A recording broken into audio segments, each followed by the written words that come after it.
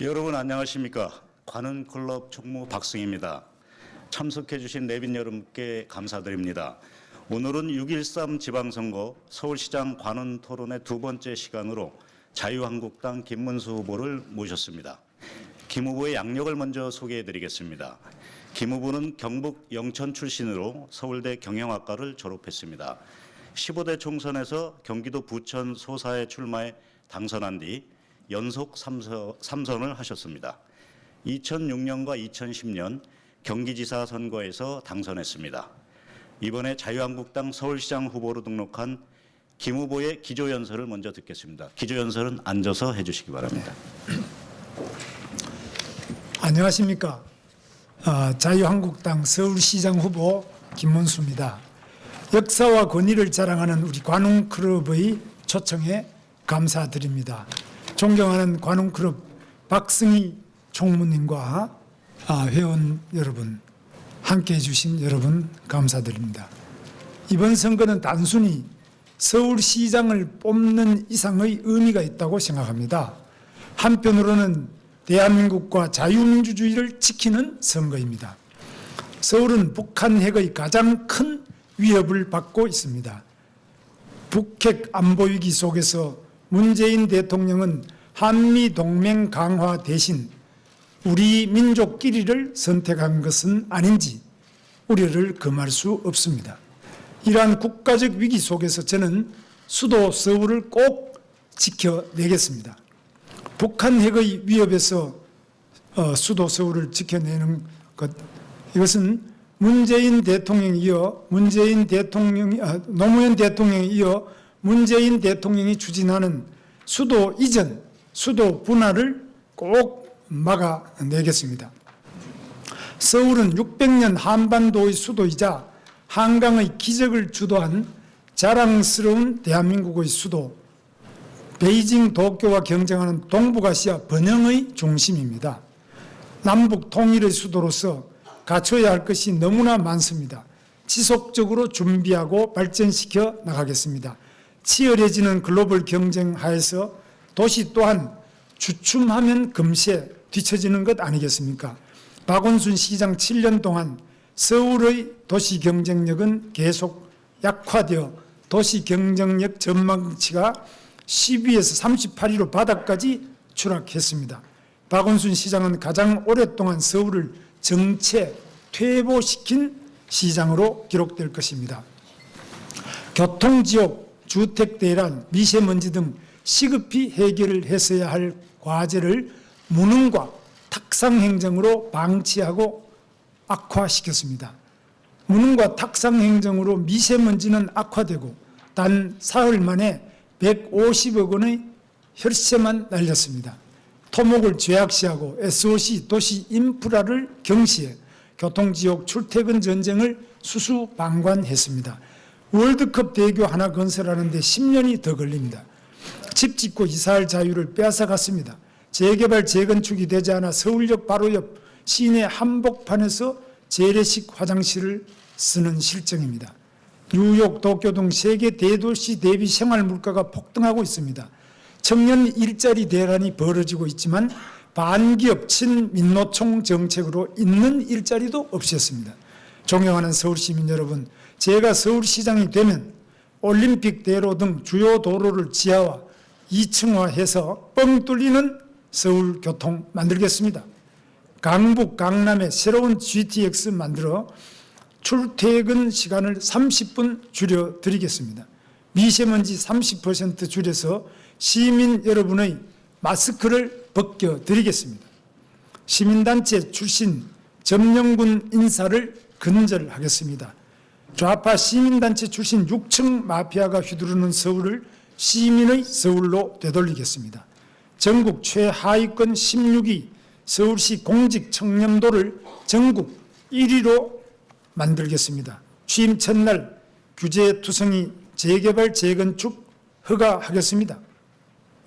1960년대 도시 보존하는 박원순식 도시재생이 아니라 서울의 스카이라인, 주거생활 환경을 개선하고 강남북 격차도 해소하겠습니다. 사회주의식 하향평준화, 포퓰리즘이 아닌 자유의 경쟁력으로 서울의 성장 동력을 되찾겠습니다. 북핵 위협에 맞서 수도 서울을 지키겠습니다.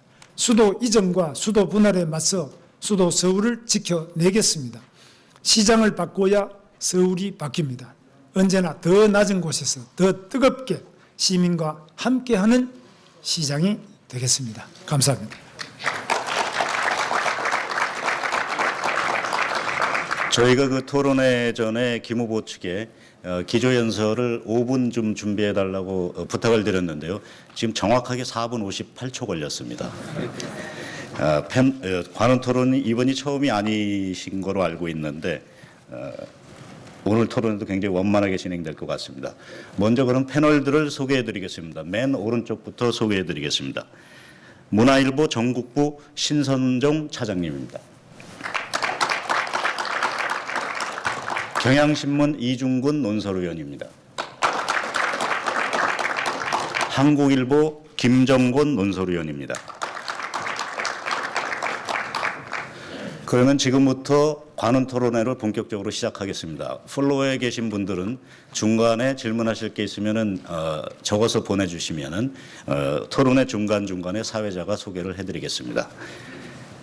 본격적인 그 패널 질문에 앞서서 사회자가 먼저 질문을 드리겠습니다.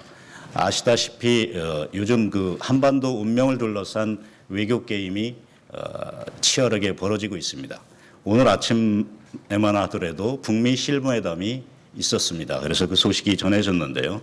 그래서 모든 국민들의 관심사인 이 남북 간 그리고 북미 간 그 회담, 협상 이런 움직임에 대해서 먼저 여쭤보겠습니다. 며칠 전 김 후보께서는 그 CBS 라디오 인터뷰에 출연하셨습니다. 거기에서 북미 정상회담에 대해서 지방선거 이상으로 중요한 세계사다. 북한이 핵을 폐기하고 정말로 평화로운 사회가 되는 건 우리가 원하는 바다. 잘 되기를 바란다. 이렇게 말씀하셨습니다. 반면 남북 정상회담에 대해서는 김정은은 변한 게 없다. 아직도 핵무기를 가지고 있는 세습 독재자다. 이렇게 말씀하셨습니다. 김 후보께서는 그러면 미국이 하는 비핵화와 대한민국이 추진하는 비핵화가 서로 다르다고 보시는 건지, 그리고 비핵화는 결국 비핵화라는 결과물을 얻기 위해서 남북회담도 의미 있는 과정은 아닌지 여기에 대해서 먼저 답변을 해 주시기 바랍니다. 네, 물론입니다. 비핵화의 가장 절실한 요구는 우리 대한민국이고 제가 또 서울은 더더구나 여러 가지 핵의 공격으로부터 제일 큰 피해를 볼 수 있는 도시입니다. 인터넷에도 보면 핵이 만약 용산 미군기지에 떨어졌을 때 시뮬레이션도 누구나 보실 수 있을 만큼 끔찍한 핵입니다. 따라서 우리는 특히 남북회담, 우리 대한민국 대통령은 또 우리 국민은 핵 폐기를, 북한 핵 폐기를 위해서 모든 것을 바쳐야 된다고 생각합니다. 최우선적 과제입니다. 그래서 남북 정상 간의 회담은 이 핵 폐기를 위해서 트럼프 대통령과 김정은 이상으로 우리는 목숨이 걸린 문제입니다. 그래서 이것은 외교 문제라기보다는 생사의 문제, 목숨을 건 문제이기 때문에 가장 중요한 문제인데, 중요한 것은 제가 말씀드리는 것은 지금 문재인 대통령과 김정은 사이에 있었던 2차 정상회담도 핵 폐기에 대한 이야기가 없습니다. 그 핵 폐기를 위하여, 핵 폐기에 집중하여 모든 것이 이루어져야 되는데 이 부분이 과거 1992년도의 선언이나 2005년 선언에 비해서도 진전된 게 전혀 없습니다. 그래서 이런 알맹이가 없는 핵심이 빠진 그런 부분에 대해서 우려를 하는 것이지, 만남 자체는 소중한 것이고 저는 잘하는 일이라고 봅니다. 근데 어제도 청와대에서 기자회견이 있었는데 그 비핵화의 자세한 방법론이나 아니면은 단계 이런 것들은 결국은 트럼프 대통령과 김정은 위원장 간의 회담에서 본격적으로 논의되는 사안이기 때문에 미리 한국 대통령이 거기에 대해서 언급하는 것 자체가 좀 부적절할 수도 있는 건데 김 후보께서는 결과를 지켜본 다음에 특히 북미회담의 결과를 지켜본 다음에 그 부분을 비판해도 되는 거 아니냐 이런 여론도 있는데 여기에 대해서는 어떻게 생각하십니까? 바로 그 점을 제가 지적하는 것입니다. 대한민국 대통령이라면은 국민의 생명과 이 국토를 지키고 자유, 평화, 통일을 이룩할 책임이 있는 분입니다. 세계 누구보다도 트럼프 대통령 이상으로 대한민국 국민의 생명과 영토와 또 자유, 통일을 이룩할 책임이 가장 큰 분, 헌법에 그렇게 딱 못이 박혀 있습니다. 이런 분이 그 핵 폐기에 대한 것은 뭐 트럼프 대통령이 뭐 어떻게 한다 이런 거 안 됩니다. 그래서 우리 대통령은 자나 깨나 어디에 가든지 간에 핵 폐기를 가장 앞장서서 가장 분명한 목소리로 언제나 이야기를 해야 됩니다. 협상의 전술이 있다고 하지만 대통령은 우리 대통령만큼은 협상의 전술 이상으로 확고한 국민적 의지, 국민의 염원, 우리들이 해야 될 과제에 대한 명확한 주장을 시도 때도 없이 계속 자나 깨나 계속 하셔야 된다 이렇게 봅니다. 그런데 지금 우리가 볼 때는 제일 큰 문제가 핵 폐기에 대해서는 대통령은 뭐 트럼프 대통령하고 미국이 알아서 안 하겠느냐, 뭐 본인은 말 안 해도 좀 중재자 역할 비슷하게 하면 된다. 이거 문제가 있고요. 두 번째, 트럼프 대통령은 이미 북한의 인질로 잡힌 3명을 구출했잖아요. 우리는 몇 명이 잡혀가는지 이야기 안 합니다. 지금 북한 UN 한국인권사무소 시네폴슨 국회에서 이야기한 번 516명입니다. 그 전쟁 이후에 지금 납북자가요. 그럼 한 명이라도 제대로 송환을 받아야 되는데 말도 안 합니다. 오히려 우리 자유를 찾아서 온 탈북자까지도 북한에 보낼 수 있는 것처럼 통일부에서 이야기하니까 경악스러운 일이죠. 이게 어떻게 된 일이냐. 핵 폐기와 바로 북한 인권, 개혁, 개방이 우리의 주요한 과제가 돼야 되는데 완전히 거꾸로 가고 있는 것에 대해서 저는 매우 우려하고 있습니다. 예, 이 부분은 패널들 질문에서 추가로 또 다뤄질 수 있기 때문에 지금부터는 그런 패널들 본격적인 질문으로 들어가겠습니다. 아무래도 그 서울시장 후보시기 때문에 그 서울시정에 대한 관심사가 많을 것 같습니다. 그래서 신선종 차장께서 먼저 정책 질문 하시겠습니다. 네, 첫 정책 관련 질문은 대심도 강력 급행 열차 철도인 GTX입니다. 네. 기존설에서도 언급하셨는데요. 김 후보가 경기지사 시절인 2009년에 처음 제안하셨죠. 그래서 더 자신 있으실 것 같은데요. 그런데 10년 가까이 지났습니다. 당시 제안한 ABC 등 3개 노선 중에 A 노선만 3조 3,641억 원의 우선 협상 대상자를 선정했고 8조 원이 넘게 들어갈 것으로 보이는 나머지 2 노선은 예비 타당성 조사도 하지 못한 상태입니다. 여기에다 김 후보는 서울 강북권, 남북권 GTX를 추가로 신설하는 공약을 하셨습니다. 예산은 얼마 정도 잡고 계십니까? 민자 유치로 하면 이용객 부담이 커질 것으로 생각되는데요. 코레일 구간인 서울 행신 요금이 8,400원입니다. 민자인 강력 급행철도가 더 비싸지 않을까요? 시민 부담이 큰 문제는 시민 의사를 들어야 하는 것은 아닌지요. 어떻게 생각하십니까? 예, 제가 그야말로 서울시의 아주 획기적인 교통대책, 도로, 철도 부분에 대해서 아주 획기적인 안을 내놨습니다. 여러 가지 소요 재원에 대해서 제가 쭉 뽑아봤습니다. 저는 제 머리로 하는 것이 아니라 전문가와 철도 전문가, 도로 전문가, 도시계획 전문가, 교통 전문가, 토목 전문가, 각종 건설 회사, 시당국 다 논의를 거쳐서 제안한 것입니다. 이 GTX 자체도 이미 10년 이상 동안 이게 숙성된 겁니다. 그래서 A, B, C 노선 모두가 국가 철도 계획으로 이미 확정되어 있고요. 그 부분을 저는 빨리 해내겠다는 것이고 제가 따로 하겠다는 건 아닙니다. 국가 계획으로 확정이 되었습니다. 나머지 제가 추가한 것이 강북권 GTX, 남북권 GTX, 그리고 지하철 3, 4호선 급행화, 지하철 9호선 판량 편성, 그 다음에 경의 중앙선 지하화, 이런 것들이 몇 개 되어 있습니다. 그리고 도로 부분에서도 올림픽 대로 지하화, 경부 간선도로, 양재에서부터 한남대교까지 지하화, 동작 과천 지하화, 그리고 동부 간선도로 지하화, 강변 북로의 지하화, 서부 간선도로 연장 뭐 이런 것들입니다. 그래서 이 총 소요 예산을 제가 뽑아보니까 18개 사업에 31조가 들어갑니다. 31조 중에 국비가 한 6조 들어가고요. 서울시가 4조 들어갑니다. 민자가 21조 들어갑니다.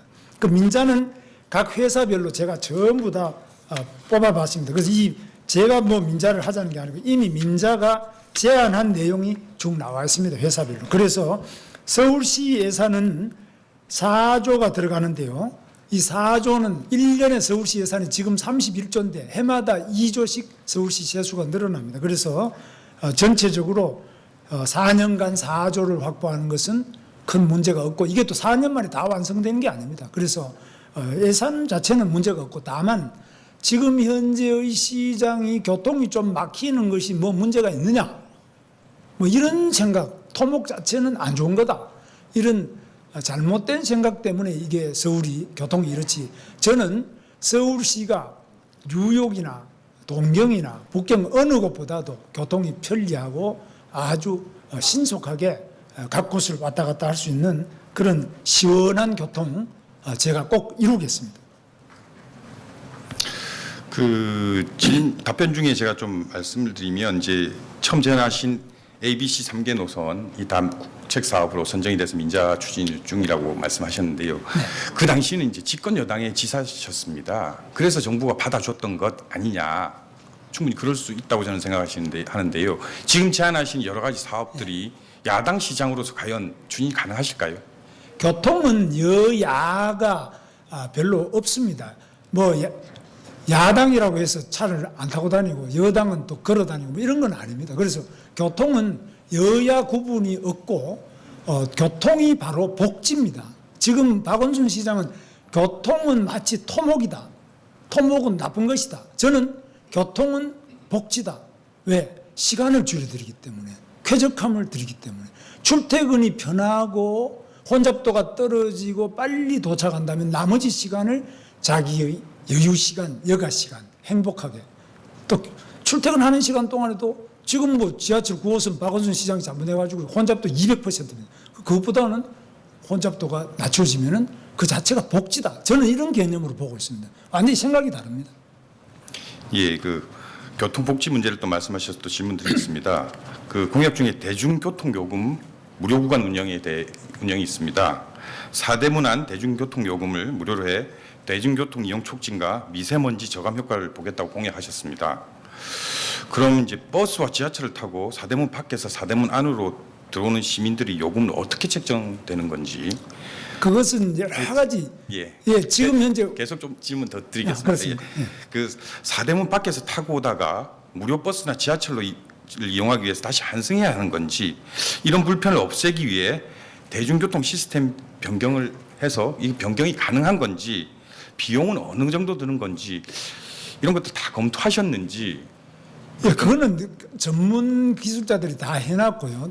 다른 나라도 이미 되고 있습니다. 그런데 문제는 지금 얼마나 이 편리하냐 하면은 대중교통 환승 할인제를 제가 경기도에서 또 처음 했는데 카드를 찍으면 이게 어느 역에서 내린지 몇 시 몇 분 몇 초에 내리는지 다음에 어디에 탔는지 이 모든 것이 기록되는데 이 전체 망 관리를 하는 데서 4대문 안 역에 들어오면은 자동으로 그 몇 정거장을 가다가 내려서 무슨 교통으로 환승했는지가 전부 다 데이터가 나옵니다. 이 빅데이터 자체가 다 됩니다. 근데 이 공개를 안 해서 그렇지 다 이미 체크를 하고 있습니다. 그래서 그 부분에서는 우리나라가 세계 최고의 대중교통에 대한 여러 가지 정보 관리 자체가 되고 있습니다. 그 망 자체가 아주 잘 돼 있고 통신, 무선 통신 지금 LTE부터 시작해서 모든 것이 다 돼 있습니다. 걱정하실 필요가 없습니다. 시스템 변화에 대해서 혼란이나 이런 문제는 없다고 지금 생각하시는 거죠? 아주 간편하게 할 수 있는 이거는 별 특별한 시스템이 필요한 게 아니고 지금 보면 BIS 버스 정보 시스템 보면요. 어디에서 언제 몇 분 뒤에 다 몇 번 차가 어디까지 오고 있고 언제 도착하는지가 다 정거장마다 다 표시되지 않습니까? 이거 엄청난 우리 정보화 시대에 살고 있습니다. 그래서 걱정하실 필요가 없습니다. 그 정책을 떠나서 또 다른 질문 좀 드리겠습니다. 경기 부천에서 3선 국회의원 하셨고요. 네. 경기지사 재선하셨습니다. 그런데 지난 2016년에 대구 수성갑이 출마하셨습니다. 네. 대구에서 출마했을 때는 뼈를 묻겠다는 말도 하셨습니다. 그런데 지금 서울시장 또 출마하셨습니다.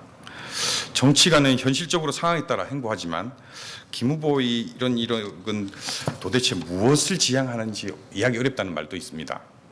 그냥 자리만 있으면 출마하는 것 아니냐는 이런 지적은 어떻습니까? 뭐 그런 제가 정치적으로 여러 가지 면에서 뭐 대구를 왜 갔느냐, 뭐 우리 주호영 의원도 와 계십니다만은 주호영 의원이 그때 제일 강력하게 처음부터 요청을 많이 하셨어요. 저는 뭐 처음에 안 간다 그랬는데 당에 여러 가지 후보가 마땅치 않다 해서 갔습니다만은 가서 뛰면서 정치인으로 당연히 뼈를 묻겠다고 그런 각오를 가지고 했습니다. 그런데 뭐 제가 낙선하고 또 서울시장으로 이번에 나오니까 좀 모양이 그렇게 된 점이 있는데 그 점에 대해서는 매우 송구스럽게 생각하고 정치라는 것이 자기 마음대로 아무데나 뼈를 묻을 형편도 안 되는구나 이런 생각을 하게 됐습니다. 뭐 말씀하셨으니까 여쭤보면 그럼 홍 대표의 요청이 더 컸던 겁니까? 아니면 김 후보님의 의지가 더 컸던 겁니까? 제가 이번에 서울시장을 출마하게 된 거는 뭐 홍 대표가 이야기하시기 전에 서울시에 여기 김선동 의원도 와 계십니다. 서울시의 당협위원장님들 또 서울 시민들의 요청이 첫째 컸고요. 나중에 이런 여러 부분이 또 홍 대표한테도 전달이 돼서 마지막에 결정 자체는 홍준표 대표와 우리 당 최고위원회 이런 공천위원회 이런 데서 결정이 되겠습니다. 참고로 아까 신 차장 질문 중에서 이 중요한 거 답변이 좀 생략된 것 같은데 그 GTX 관련해서요. 서울에서부터 행신 요금 지금 행신까지의 코레일 구간 요금이 지금 8,400원인데 아까 쭉 예산 소요를 말씀하시면서 민자로 한 21조 정도 투입된다고 이렇게 얘기하셨는데 다른 SOC 합쳐서요. 민자의 그 단점은 뭐냐면은 민자로 건설될 경우에 부담이 이용객들한테 부담이 되는 거 아닙니까? 그렇게 되면은 서울 시민들이나 아니면 경기도민 같은 경우에 이 GTX를 이용할 때 너무 요금 부담이 큰 거 아닌가요? 그렇습니다. 민자가 요금 부담이 조금 큰 것 같지만 지금 보면은 SRT와 KTX 뭐 이것도 한번 보실 필요 있고요. 그 다음에 신분당선이 또 민자입니다. 이 지하철은 9호선이 민자입니다. 그 민자가 꼭 더 비싸냐, 비싼 만큼 값을 하느냐, 또 이게 국민 세금으로 할 거냐, 세금은 안 내고 나중에 요금을 이용자 요금을 조금 더 부담할 거냐, 뭐 이런 여러 가지 면에서 가치 판단이 필요하고 결정이 필요하겠습니다. 그러나 저는 단언컨대 민자가 매우 효율적이고 사업 기간도 짧아지고 국민들이 이용자 부담이기 때문에 사실 일반 세금을 계속 올려가는 것보다는 이용자가 그만큼 부담하는 것이 정의롭기도 한 거다. 그러나 그것이 지나치게 폭리를 취하면 안 되지만 그래서 저는 기본적으로 자유시장 경제주의자입니다. 그래서 이용자가 부담하는 게 많은데 거기에 어떻게 우리 재정으로 보조를 해줄 것이냐. 그 점에서는 보조 비율이 또 민자로 하더라도 다 민자가 아니라 보조 비율을 얼마나 늘리느냐 이런 조절이 가능합니다. 그래서 여러 부분에서 민자는 나쁘다. 민자는 요금이 많다. 그리고 관에서 하면은 공무원이 다 하는 거 그거는 굉장히 좋은 것이다. 그러다가 망한 것이 공산주의입니다. 공무원이 하니까 우선에 서비스가 떨어집니다.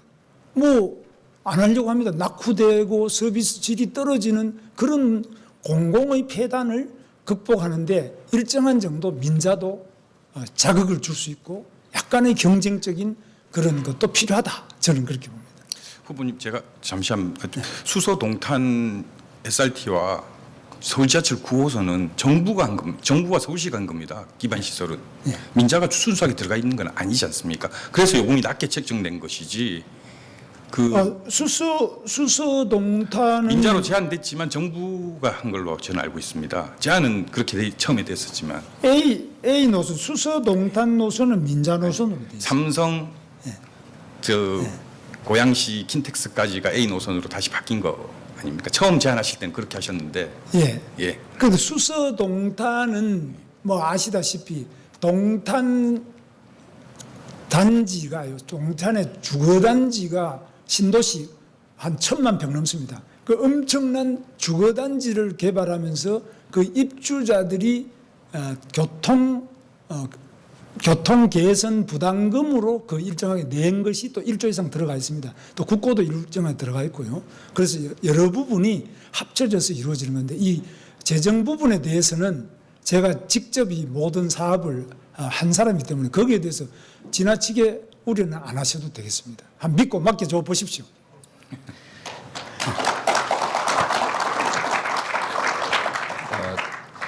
다음은 이중근 의원께서 질문 계속 이어가겠습니다. 예. 김 후보께서 이번 역점을 두고 제기하신 공약이 이 재개발, 재건축 규제 폐지입니다. 그대로 당선돼서 그대로 시행한다면 그야말로 서울시에는 엄청난 변화가 올 것 같은데 재건축 초과이익 환수에 관한 법률 폐지, 그다음에 재개발, 재건축 총 사업 기간 절반으로 단축. 거기에 또 재건축 대상 지역 그 주민은 이 환영을 하겠지만 가뜩이나 오르는 집값, 전세값 폭등은 이렇게 크게 부추겨지지 않을까 하는 우려들이 제기되고 있습니다. 또 재건축 초과이익 환수에 관한 법률은 그 위헌이라는 이유로 폐지를 하겠다고 하셨고 이종구 의원 통해서 뭐 벌써 조치도 들어가신 것 같은데 하지만 헌재는 이미 여러 차례 합헌이라고 했습니다. 그래서 이게 가능한지에 대한 의문이 제기됩니다. 재개발, 재건축 규제 해제를 얘기하면서 동시에 또 부동산 투기 근절도 얘기하고 있습니다. 이게 두 개 양립이 가능한 겁니까? 설명 좀 부탁드립니다. 부동산에 대한 근본적 생각이 문재인 대통령, 박원순 시장하고 저하고는 다릅니다. 저는 부동산 자체도 사유재산이다. 그 재산권은 존중되어야 된다. 집이 없는 자를 쇠빵살이 하는데 저는 쇠빵살이 오래 해봤습니다. 그래서 쇠 사는 사람의 서러움, 바로 자기 집이 없는 사람의 서러움은 어떤 뭐 미사역으로도 설명이 안 됩니다. 그만큼 부동산의 그 소유와 그 집을 좋게 지어보겠다. 이것은 존중돼야 되는 인간의 욕구입니다. 그런데 이런 것을 범죄시합니다. 부동산을 한 채가 아니고 왜 두 채를 가지느냐, 왜 여러 채를 가지느냐, 부동산을 왜 그냥 살지. 서울역 앞에 가보십시오. 화장실도 푸세식에다가 연탄을 아직 되는데 연탄 리어카가 올라갈 수 없는 그런 빈집을 계속 보존한다고 박원순 시장이 하는데 거기에 제가 질문은 그겁니다. 우리 박원순 시장이 거기 와서 같이 살자. 자기는 안 살아요. 자기는 강남에 살고 좋은 데 가서 다 살면서 남들 보고 거기 살으라 그러고 일체 재개발, 재건축을 안 해주고 보존지역이다. 그래서 이런 것은 공권력의 횡포입니다.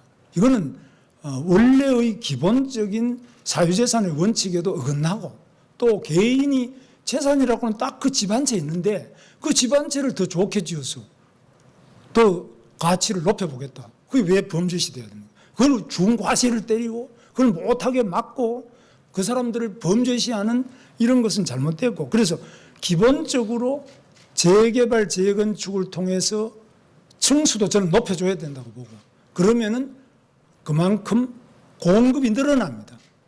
공급이 늘어나면은 가격이 떨어집니다. 그럼 그동안 재개발, 재건축이 한꺼번에 많이 일어나면 전세금이 올라가지 않겠느냐. 그래서 순환 재개발, 재건축을 할 겁니다. 그래서 이런 부분은 도시계획 전문가들이 서울시도 많고 우리나라에 세계에서 가장 축적된 도시 재개발, 재건축 전문가가 많고 행정 또한 확고합니다. 좀 많이 좀 지원해 주시기 바랍니다. 사유재산권을 인정하는 것은 당연합니다만은 그 주택과 관련해서는 우리나라 시민들이 무척 그 개인의 욕망을 앞세우는 경향이 있지 않습니까? 심지어는 그 장애인 학교가 들어오는 것도 집값 떨어진다는 이유로 반대하고 그러는데 그런 거는 그런 경우에도 그냥 존중을 해줘야 될까요? 그거는 뭐 장애인과 더불어 살아가기 위해서 약자에 대한 집중적 지원을 저는 하겠습니다. 장애인에 대해서는 심지어 정갈 데가 없으면 동사무소를 정개축을 해서라도 그 위에라도 저는 모시겠습니다. 그래서 공무원들이 위층에 가고 안 되면 시청이라도 내드려서 장애인들과 약자를 위한 시설을 제공하겠습니다. 저는 경기도청에 바로 맞벌이 부부나 탈북자 아이들이든지 다문화 가정의 아이들을 위한 그 무한돌봄 사무소를 그 교실을 만들었습니다. 방과 후 학교 아이들을 위한 그걸 만들었는데 공무원의 집무 공간을 줄여서라도 그 어려운 아이들을 방과 후에 돌볼 수 있도록 전부 개조해서 내놨습니다. 그래서 지금 중요한 것은 공공이 먼저 솔선수범해야 됩니다. 정장애인들이 갈 수 데가 없다면 청와대라도 내놔야 됩니다. 그래서 약자를 위한 보호 이거는 저는 확고합니다. 그 점에 대해서는 다른 누구보다도 제 자신이 그 아픔을 알고 그런 것들을 실천해 왔습니다. 그 점에 대해서는 한번 믿고 맡겨주십시오.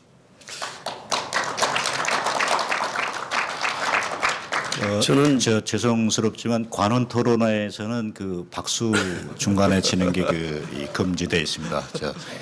한 번은 저희가 넘어갔는데 앞으로 박수는 자제해 주시기 바랍니다.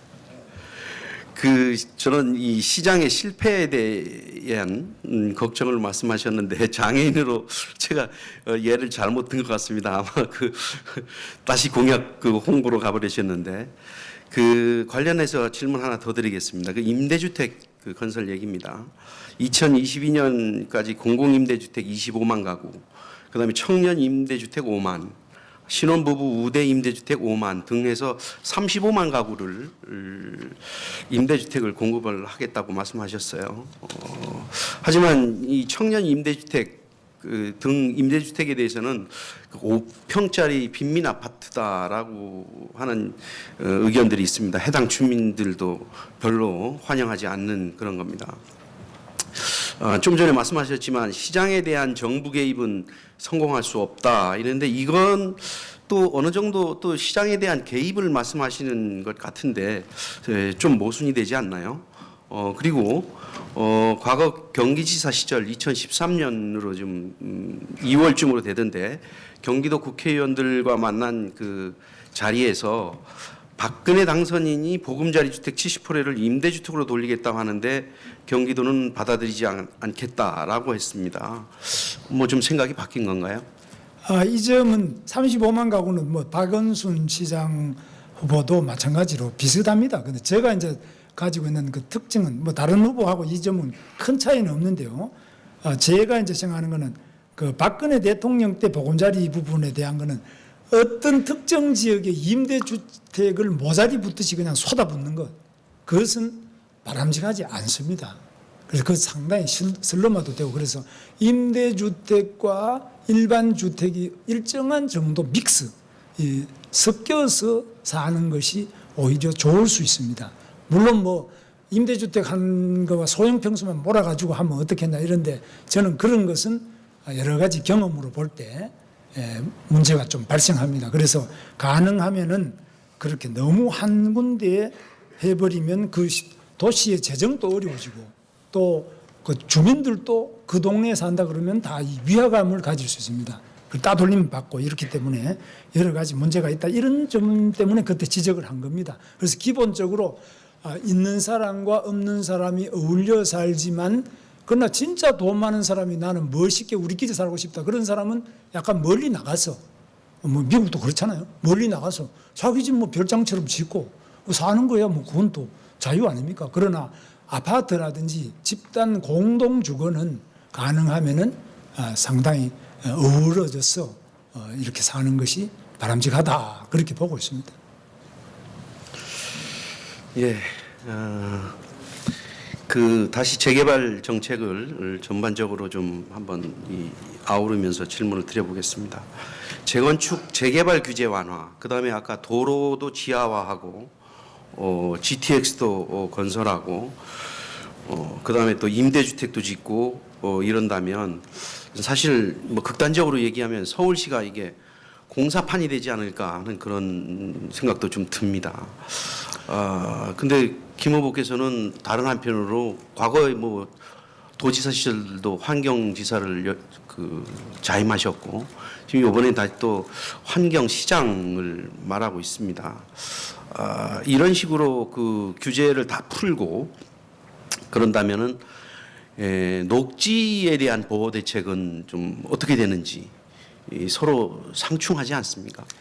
이 점에 대한 것은 제가 뭐 오랫동안 생각을 많이 해보고 또 이 대한민국 지도 전체를 놓고 보시면 그린 벨트에 그린은 없고 뭐가 공장이나 불법 가건물만 난립한 쓰레기 벨트, 불법 벨트 이렇게 되어 있습니다.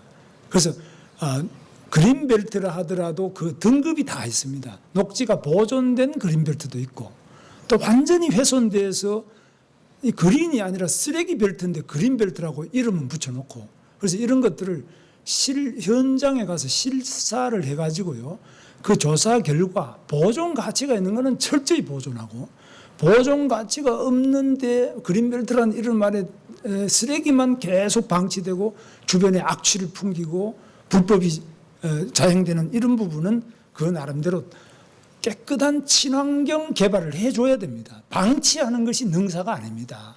그런데 지금 우리 행정이 서로 책임을 안 지기 때문에 아무도 말하지 않고 그냥 현상 유지 방치를 위주로 합니다.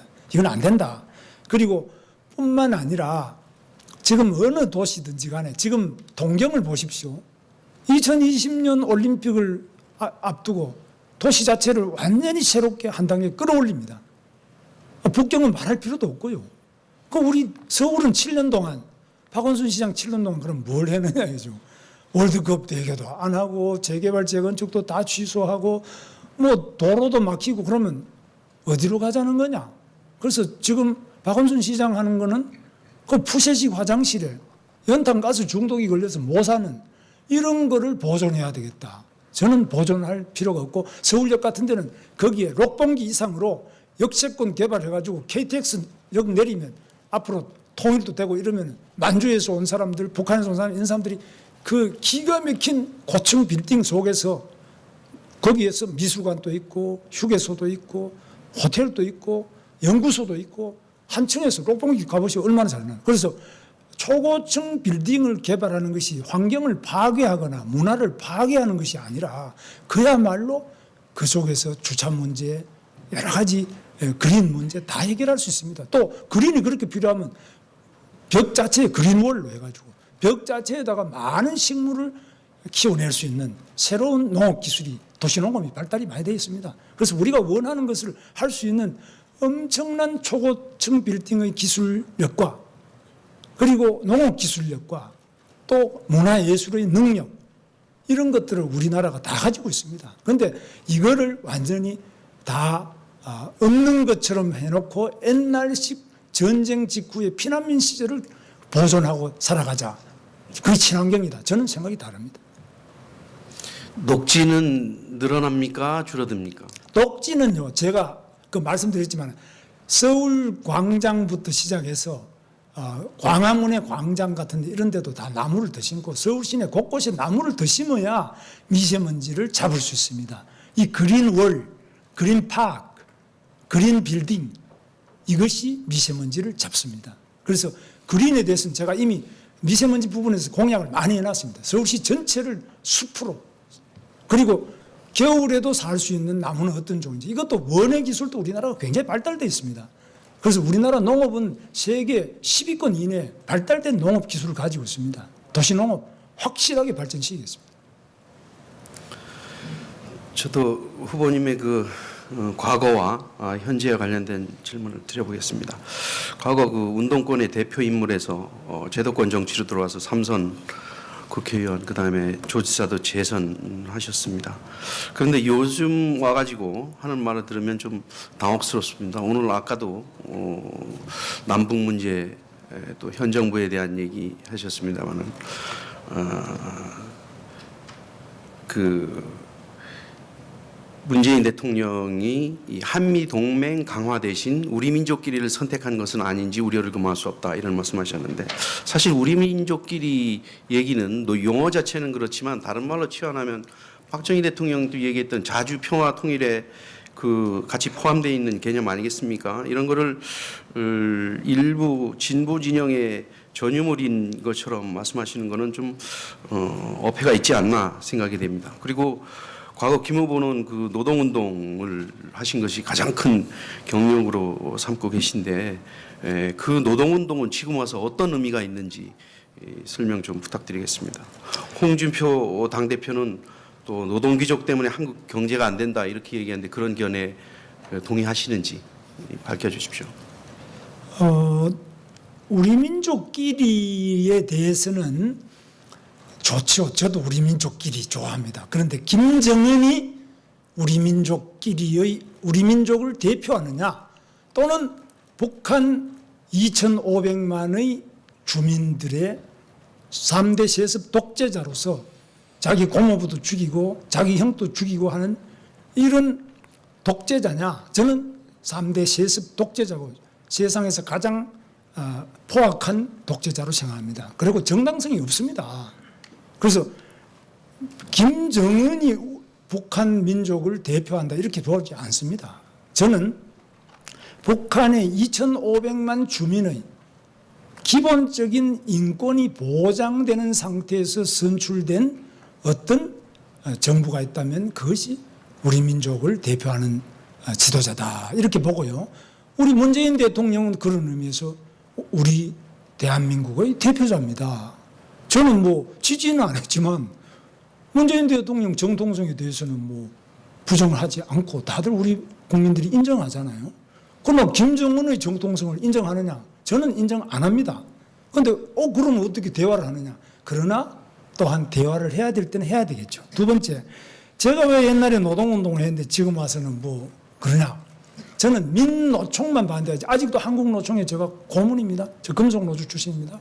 한국노총은 굉장히 건전한 노조로 저는 생각합니다. 그러나 민주노총은 제가 했고 제가 만들었습니다. 그러나 그것은 계급 혁명, 폭력 혁명에 의한 노동 해방을 추구하고 있기 때문에 이거는 굉장히 위험한 노조다.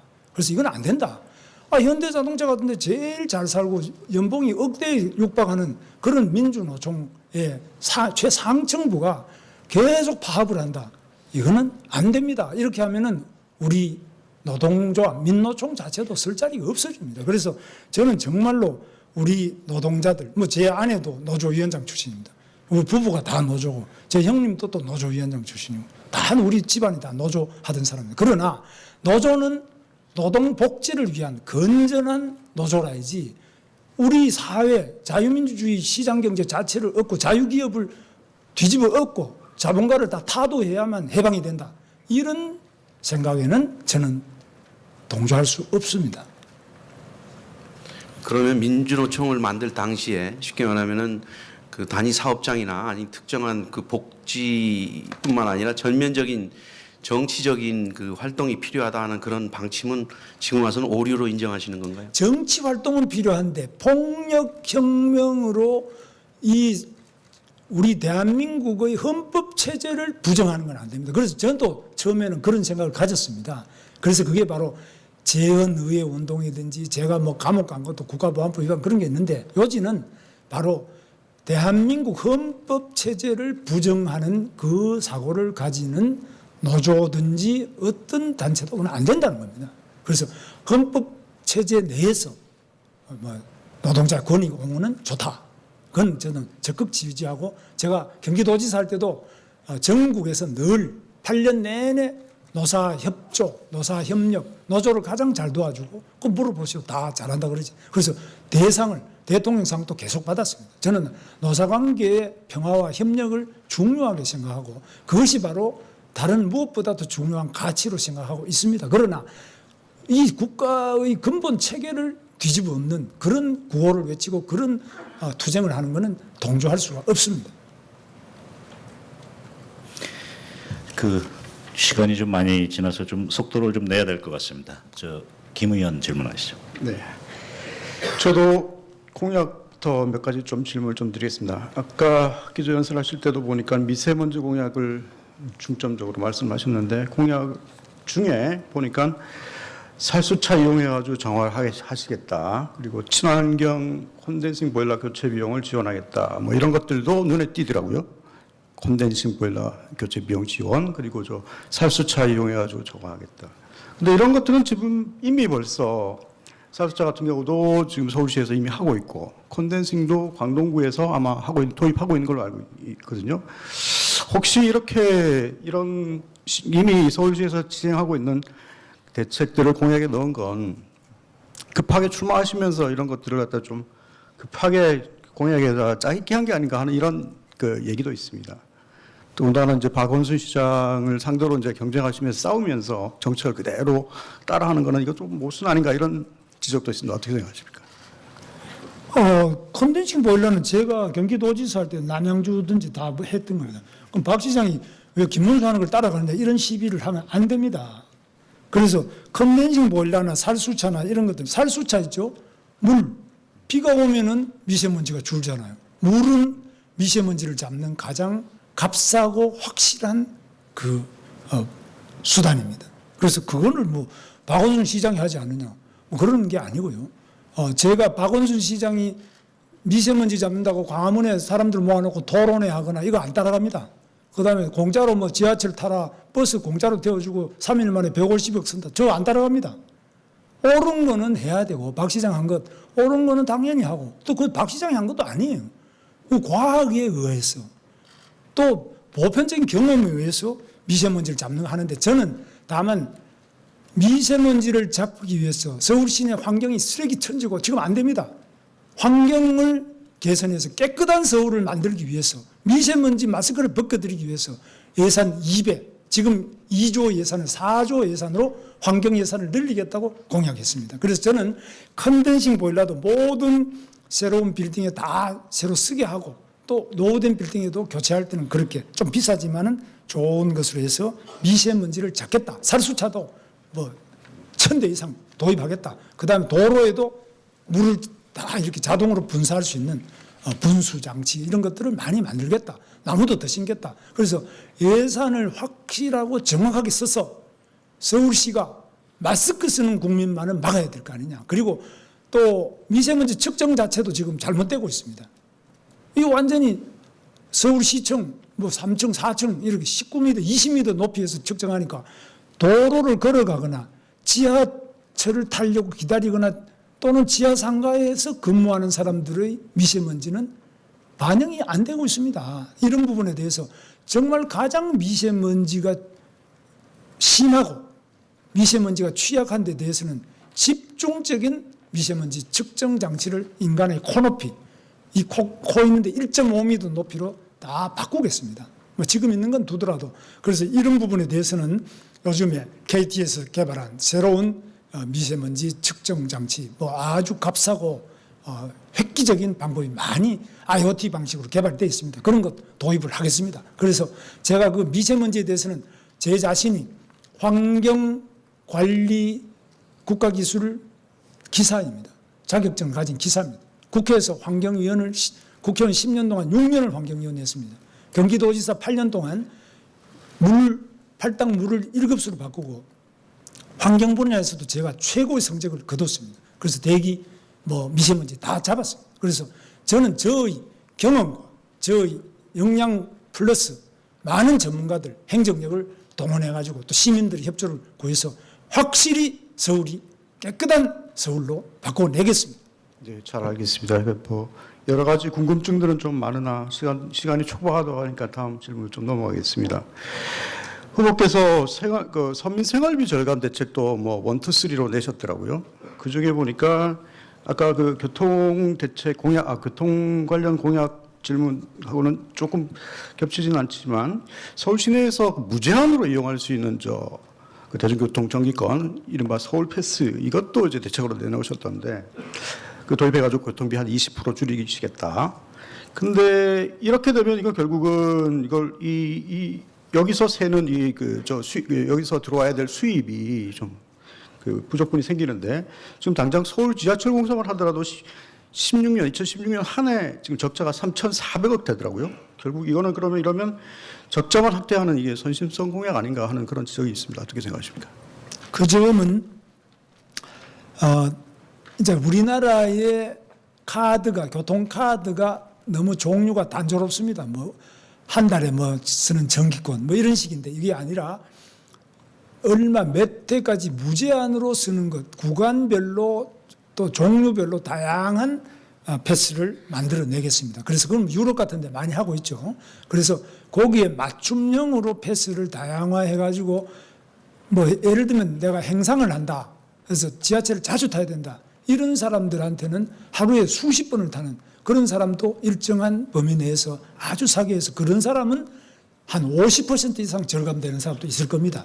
또 어떤 사람은 뭐 절감이 그렇게 많이 안 될 수도 있고 평균 한 20% 절감하려고 하는데 다만 대중교통을 많이 쓰고 특히 지하철을 많이 사용할수록 나머지 미세먼지를 잡는다든지 대중교통을 이용할 때 오는 사회적 코스트 같은 걸 줄여주게 됩니다. 그래서 대중교통을 많이 활용하는 것이 꼭 적자를 늘리지 않겠냐 하는데 대중교통 자체에서는 적자가 좀 늘어날 수도 있습니다. 그러나 다른 편익이 늘어나기 때문에 그런 걸 가지고 대중교통에 지원을 또 하겠습니다. 그래서 이 전체 시정 전체 31조를 쓰는데 이걸 어디에다가 어떻게 배분할 거냐 하는 것은 그야말로 제가 총괄 지휘자로서 이 콘닥터로서 제가 어느 부분을 바이올린을 더 세게 연주해야 될지 어디를 뭐 드럼을 할 건지 이런 걸 제때 맞춰가지고 하겠습니다. 저는 그런 노하우와 경험을 가지고 있습니다. 전문가와 협력하고 행정을 존중해서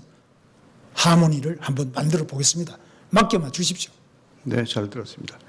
저도 그러면 정치 관련 질문 하나 좀 드리겠습니다. 김 후보가 최근에 그 정강정책 방송 연설에서 하신 말씀 보니까 그 탄핵당한 박근혜 전 대통령에 대해서 징역 24년은 좀 과하다. 도대체 무슨 큰 잘못을 했나? 이거 모두 정치 보복이다. 이런 그 프레임으로 말씀을 하셨어요. 근데 2012년 대선 그때 경선 과정에서는 우리 후보께서 박근혜 대통령한테 독재자의 딸이다. 그래서 절대로 대통령이 돼서는 안 된다. 이 말씀하셨어요. 생각이 바뀌신 겁니까? 뭐 저는 지금 또 박근혜 대통령이 다 잘했다 이런 뜻이 아닙니다. 그러나 박근혜 대통령이 초기에 탄핵될 때 뭐 그 정윤회하고 미래가 있었다, 최태민이 구술했다는 등 뭐 최순실이 숨겨놓은 재산이 뭐 30조가 된다고 한다든지 이런 거 없잖아요. 다 뭐 사실이 아니잖아요. 상당한 거짓 선동에 의해서 박근혜 대통령이 이런 어려움에 처했다는 생각도 가지고 있습니다. 그러나 뭐 박근혜 대통령이 아주 잘했다 뭐 이런 이야기가 아니라 다만 박근혜 대통령과 이명박 대통령이 다 지금 구속돼 있는데 우리나라 대통령 살아있는 사람은 다 구속되고 아니면 비명으로 다 돌아가시고 이런 것은 불행한 역사다. 반면에 김정은은 괜찮은 사람이라는 여론조사가 70% 이상이 괜찮다고 보고 있는 국민이 있다.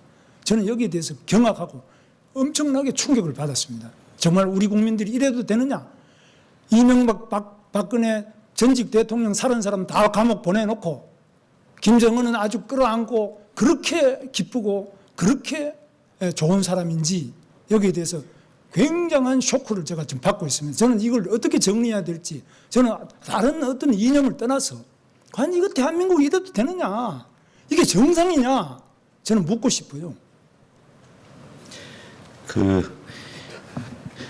아까 토론회 중에 김 후보께서 자유시장경제주의자라고 말씀하셨고 이전에 국회의원 활동을 하실 때 의회민주주의라고 또 말씀하셨습니다. 지금 마침 박근혜 전 대통령 탄핵 얘기가 나와서 그러는데 지금 말씀하셨다 패널께서 말씀하셨다시피 정치보복이라고 이렇게 얘기를 하셨는데 규정을 하셨는데 사실은 탄핵 과정을 지켜보면은 그 탄핵 과정 속에는 지금 현재의 여권 정치 성향의 그 지지자들뿐만 아니라 국회에서 사실은 지금의 야당도 참여하는 그 국정조사도 이루어졌었고 그리고 본회의 표결이라든지 이런 걸 통해서 그리고 또 현재 같은 당에 계시는 분이 탄핵 소추위원으로 참여도 하시고 그래서 어떻게 보면은 의회 민주주의의 절차를 밟아서 탄핵 과정이 이루어졌는데 이것을 모두 정치 보복이라고 규정한다면은 이건 좀 모순되는 거 아닙니까?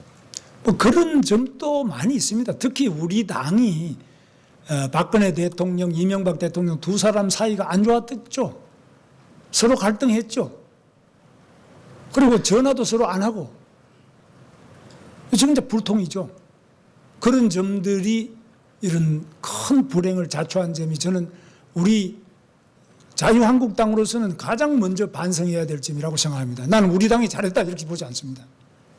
굉장히 책임이 많고 첫 번째 책임은 우리 당 내부의 두 지도자의 분열 그리고 서로 반목, 불통 이것이 박근혜 대통령을 탄핵까지 이루고 더구나 이명박 대통령이 또 감옥 가 계시는 것도 그런 원인도 있지 않습니까? 그 후유증으로 이까지 와 있습니다. 그래서 저는 뭐 친박, 친이 그런 걸 아니고 또 그런 걸 떠나서 정말 우리 자유민주주의를 사랑하는 그런 정치인들과 정치 세력, 특히 지도자들은 사소한 그런 차이를 넘어서서 대동단결, 정말 이 나라를 지켜나가야 된다. 이 나라 자유민주주의를 수호하지 않고서는 우리 국민이 살아갈 길이 없다. 한미동맹을 지켜야 되겠다. 자유기업을 지켜줘야 된다. 기업을 다 이렇게 잡아놓고 다 이렇게 기업을 괴롭혀서는 경제가 일자리가 어디서 나오느냐. 그런 점에서 확고한 신념으로 서로 뭉쳐야 되는데 다만 이 과정에 거짓 선동도 상당히 많았고 또 심지어는 헌법재판소를 둘러싸고 국회를 둘러싸고 탄핵 안 하면은 너희들 끝날 줄 알아라 이렇게 나중의 위력으로 홍위병식으로 협박을 하고 위화를 하고 언론 이걸 과장보도하고 생중계를 하고 그런 점도 상당히 많다. 그래서 이 전부 다 다시 한번 생각해 봐야 된다. 무조건 박근혜 자문하고 이명박이 다 자문했다. 그리고 국정원장 3명 다 댓글 때문에 그렇다. 그러면 국정원장 3명을 다 댓글로 보냈으니까 우리 문재인 대통령 다 나오고 이러면 또 다 또 감옥 보내야 돼. 저는 생각이 좀 다릅니다. 일국의 대통령이나 이런 사람들을 그렇게 중간에 끌어내려서 감옥 보내고 또 그만뒀다 하더라도 그렇게 너무 압박을 해가지고 뭐 누가 자살을 한다든지 이런 거는 불행한 역사이기 때문에 우리가 이 역사로부터 교훈을 배우고 어떻게 하면은 우리 대한민국 위대한 나라를 만들어 왔잖아요. 이분들도 존중하고 나는 국립현충원에 가더라도 다른 분들만 제가 참배하는 것이 아니라 저는 김대중 대통령 묘역에 꼭 참배를 합니다.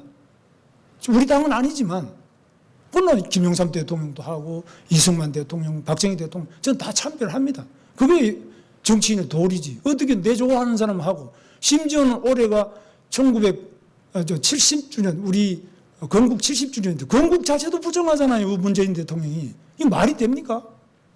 아니 건국 자체를 부정하고 어떻게 나라를 끌고 갑니까? 그러면 우리나라가 이 건국을 70주년이 아니면 언제 건국했다는 건지 이런 거에 대해서 저는 심각한 정체성의 위기를 느끼고 있습니다. 그럼 탄핵이 그 법적 절차성이나 이런 문제에 대해서 제기하는 건 아니라는 얘기인가요? 물론 이제 법은 그 자체로 존중돼야 되지만 그러나 모든 법이 다 잘 됐다. 저도 감옥을 살아봤잖아요. 저도 감옥 2번 갔다 왔습니다. 그런데 제가 제 형량과 형벌에 대해서 다 동의하지 않습니다. 모든 재판은 다 무조건 따라가야 된다. 이게 아닙니다. 재판에 불복이 있기 때문에 재심도 하는 거고. 그래서 저는 박근혜 대통령의 탄핵과 재판과 이명박 대통령을 기소하는 이런 과정이나 국정원장을 3명 다 잡아낸다 이런 것들은 심각한 문제가 있다. 이 법치주의를 흔들고 있다고 저는 그렇게 보고 있고요. 이걸 지켜내야 되겠다. 제 사명감을 느끼고 있습니다. 알겠습니다. 지금 토론회를 시작한 지 1시간이 다 돼가고 있습니다. 그래서 일부 정책 관련한 패널들 질문을 마치고 이 정치 현황이라든지 유권자들이 궁금하시는 정치적 현황에 대해서 이제 질문을 시작하겠습니다. 그 전에 먼저 사회자가 가볍게 질문 하나 드리겠습니다. 최근에 김 후보 유세하는 사진을 보면은 흰색 잠바에 유세 잠바에 자유한국당 표시가 보일 듯 말 듯 있고 서울시장 김문수 이렇게 돼 있습니다. 그런데 이 당의 이 공식적인 유세복은 아마 붉은색 옷인 거로 알고 있는데 혹시 당과 다른 컨셉으로 선거를 치르시는 건지? 당의 공식 유세복이 2가지인데 하나는 빨간색이고 하나는 흰색입니다. 저는 그중에 흰 것을 입을 때도 있고 빨간 것도 입을 때가 있는데 둘 다가 당의 공식 유세복입니다. 그러면 흰색으로 입은 거는 당과 다른 어떤 컨셉으로 선거를 치르는 게 아니라 개인 기호입니까? 그 둘 중에 뭐 골라서 때에 따라서 적절하게 입습니다. 홍준표 대표는 꼭 빨간 옷을 입으시던데. 개인 취향도 좀 반영이 되겠습니다. 자, 그러면은 이부 패널 질문에서 여러분들이 가장 궁금해하시는 야권 후보 단일화에 대해서 이중근 의원께서 질문해 주시겠습니다. 예. 지난주 후보 등록을 마치셨습니다. 이제 가부간 결정을 내려야 하실 것 같습니다. 홍준표 대표도 당대당 단일화는 아니더라도 안 되지만 개인 단일화는 된다. 이렇게 지원 사격을 해주셨고 마침 또 오늘 보니까 대전 충북에서는 구체적으로 단일화가 진행되는 것 같습니다. 한간에서는 김 후보가 이거를 안철수 후보를 주저앉히기 위한 그런 떠보기식 제안 아니냐 하는 얘기 있는데 정말 단일화할 의지, 용이 있으십니까? 그리고 지금 시간이 매우 촉박한데 가능성은 얼마나 있다고 생각하십니까? 그동안에 이제 국민들이 박원순 7년 지겹다. 또 어떻게 한번 이겨봐라. 보니까 둘이 나와서 되겠냐. 하나 합쳐라. 이런 열망을 받아서 언론인들이 단일화에 대해서 계속 스무고개 식으로 집요하게 많이 물으시더라고요. 그런데 제 생각은 저도 우리 안철수 후보가 속한 바른미래당 그 당의 유승민 후보하고 제가 당을 같이 했고 자기 아버지도 우리 당을 같이 했어요. 그런데 지금 나가 있잖아요. 그래서 이런 분들은 같이 하는 게 좋은데 다 나가 있다 이런 생각하는데 안철수 후보의 경우에는 같은 당에 있지만은 그래도 민주당 대표도 하고 민주당 국회의원도 하고 또 박원순 시장을 7년 전에 당선시킨 분인데 계속 단일화 하라 그러니까 조금 이제 거리감이 있는 것은 사실이에요. 그러나 또 여러 가지 면에서 어느 정도까지 검토할 점이 있다. 결국은 문재인 대통령의 이런 폭주, 단독적으로 여러 가지 나가는 우려할 만한 그런 사항에 대해서는 야당이 자기들 나름대로 단합된 목소리와 조직이 필요하지 않겠나. 이래서 저는 야권 통합 이런 것들을 주장하는 사람입니다. 늘. 그래서 아무 조건 없이 문재인 정부에 대한 강력한 야당으로서 구심을 형성할 필요가 있다. 그런데 후보 단일화를 완전히 배제하지는 않는다 이랬는데 제가 그렇게 말하니까 또 안철수 후보 쪽에서는 상당히 김문수가 자신이 없어가지고 어차피 들어갈 거면 그냥 들어가지. 왜 자꾸 단일화를 이야기하느냐. 이렇게 보도가 되는 걸 보니까 그것도 제 뜻하고 상당히 좀 다르게 보도될 우려가 있어요. 그래서 제가 깊이 생각을 해보니까 지금 단계에서 계속 제가 단일화를 이야기를 아무리 기자들이 물으시더라도 거기에 대답하면 또 다른 해석을 낳을 수 있다. 또 다른 쪽으로 악용될 수도 있다. 그런 생각이 들어서 이 단일화 부분에 대해서는 일단 생각하지 않기로 했습니다. 가능성을 제로라고 저 플로어에 있는 기자들이 써도 되겠습니까? 제로라는 것은 정치에서는 잘 안 얻겠습니까? 그러나 제가 생각은 이제 안 하고 말을 안 하는 이유 안 하겠다는 겁니다. 그래서 안 하는 이유가 다른 제 의도와 다르게 또 상대 제 단일화 한다면 저 혼자 하는 게 아니지 않습니까? 네. 그 우리 안철수 후보가 어느 정도 이렇게 또 맞장구를 쳐줘야 되는데 오히려 거꾸로 제가 들어가려고 그런다 이렇게 해버리니까 좀 이게 상당히 오해가 일어나고 이래서 안 하는 게 좋겠다 생각을 하고 있습니다. 오늘 아마 이 기사가 굉장히 좀 중요하게 보도될 것 같은데 조금 더 설명을 이 자리에서까지만 말씀하시고 그 다음부터는 안 하시는 게 좋지 않을까 싶습니다. 아까 조건 없다고 말씀하셨는데 사실은 살짝 조건을 거셨어요. 자유민주주의 시장경제에 대한 신념 부분 얘기하셨는데 진짜 조건 없이 하실 수 있는지 그리고 김 후보님이 아닌 그분 안 후보가 돼도 수용하실 수 있는 건지 한번 말씀해 주시죠. 그래서 그건 이제 안 하는 말 안 하겠다는데 이제 그걸 가정법을 가지고 물었는데 이게 이제 답을 해버리면은 가정법은 없어지고 그 다음에 뭐 김문수가 관둔다 그러더라 뭐 이렇게 또 되고 한쪽에서는 자신 없으니까 관두겠지 뭐 이런 식으로 오해 내지는 악용될 우려가 있고 또 그러더라고요. 제가 보니까. 그래서 이 단일화 관련해서는 저는 더 이상 생각을 안 하기로 했습니다. 말도 물론 안 하겠지 그러니까요.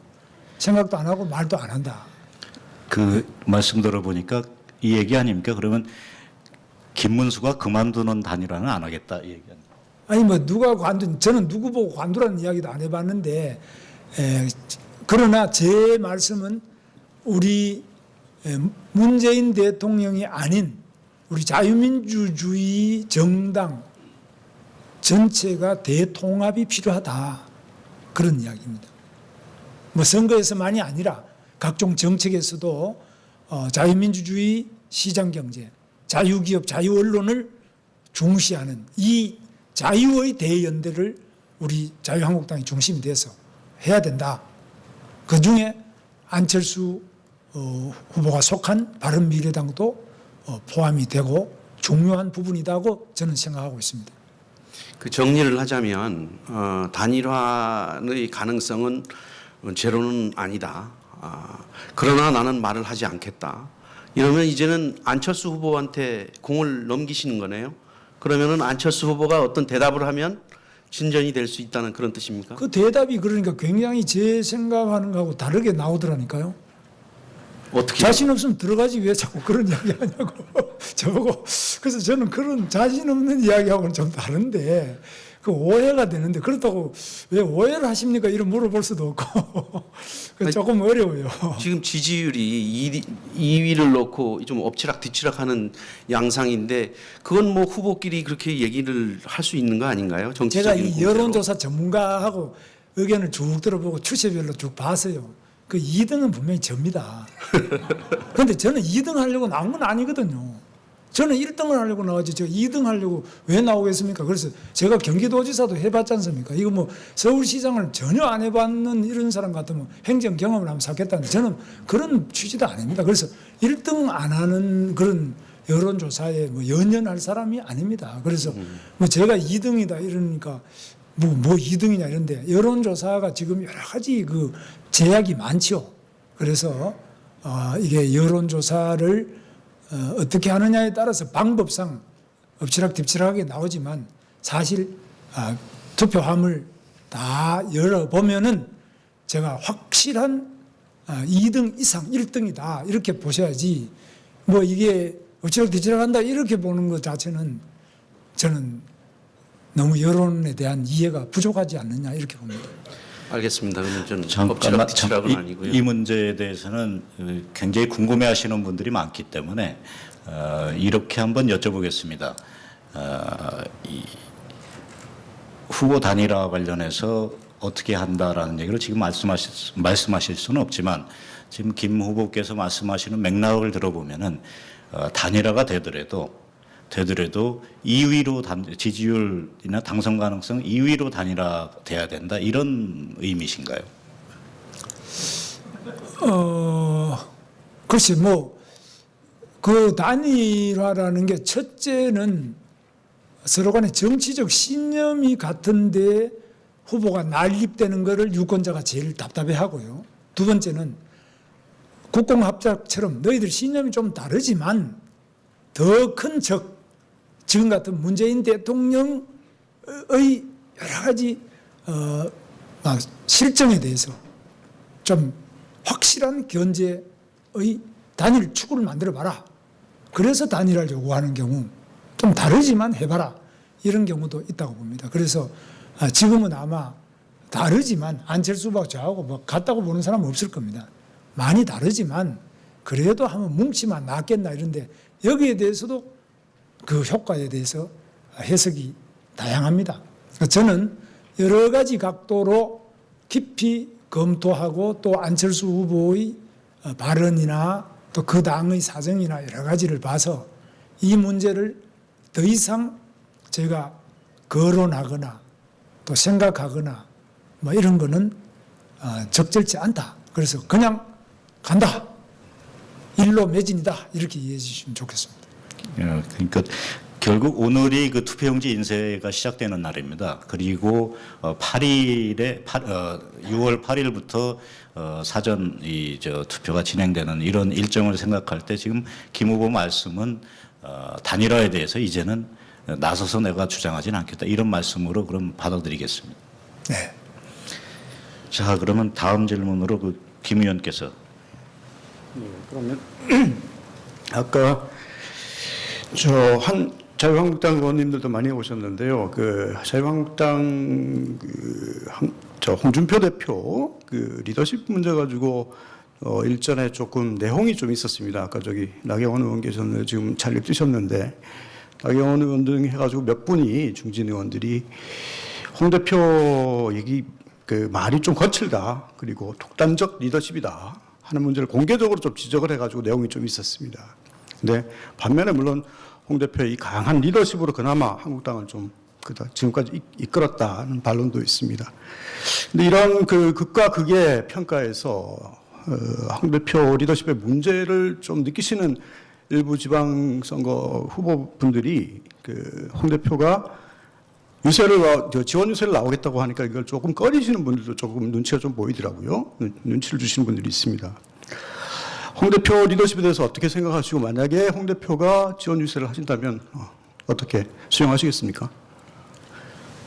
홍준표 대표와 저는 정계 입문을 같이 했습니다. 그래서 국회의원도 같이 하고 같은 상임위에서도 환경노동위원회에서부터 시작해서 같이 쭉 했는데 홍 대표는 방금 말씀하신 것처럼 그런 양면성이 있습니다. 굉장히 거칠지만은 직관적으로 본질을 빨리 파악을 해서 말 자체가 아주 선명하고 분명한 그런 점이 또 장점이기도 합니다. 그런데 저는 제가 경기도지사 할 때 또 우리 홍준표 대표는 경남지사를 했습니다. 그때도 보면 무상급식에 대한 문제, 또 도립의료원에 대한 문제, 뭐 여러 가지 처리하는 방식이 전 상당히 달랐습니다. 저하고는. 그래서 그 견해가 조금씩 다른 게 있고 또 문제 해결 방식이 좀 다릅니다. 저는 가급적이면 원만하게 통합형으로 가려고 하는 그런 쪽으로 제가 도정을 했고요. 그래서 어떤 도립의료원 또 진주의료원 이상으로 경기도립의료원이 굉장히 강성입니다. 민노총의 최강성이 경기도립의료원이고 많았는데 저는 한 군데도 폐시 안 하고 다 노조와 계속 대화를 통해서 해결해냈습니다. 그리고 무상의료 부분도 당시 김상곤 교육감하고 관계해서 저는 친환경 무상급식 등을 해가지고 어느 정도 타협을 한 겁니다. 거기에 대해서 제가 욕도 많이 먹었지만 그러나 지나놓고 볼 때는 너무 과도하게 어떤 파국에 이르는 방식보다는 이 행정이라는 것 자체가 원만한 타협이 필요한 영역이라고 저는 생각하고 있습니다. 그래서 서울시정을 하더라도 반대되는 사람은 무조건 그렇다고 시장이 감옥에 넣을 수도 없고 재판할 수도 없어요. 일정하게 원만하게 타협을 하면서도 그 뜻을 또 바르게 가져가는 그런 것들이 필요하겠습니다. 그래서 홍준표 대표는 여러 면에서 일반인들이 지적하는 것처럼 거칠고 왜 꼭 말을 저렇게 하냐 그런 비판을 받을 수 있습니다. 그러나 아주 잘못되는 부분이 있으면은 또 당내에서 또 여론에서 다른 변화를 가져올 수 있겠습니다.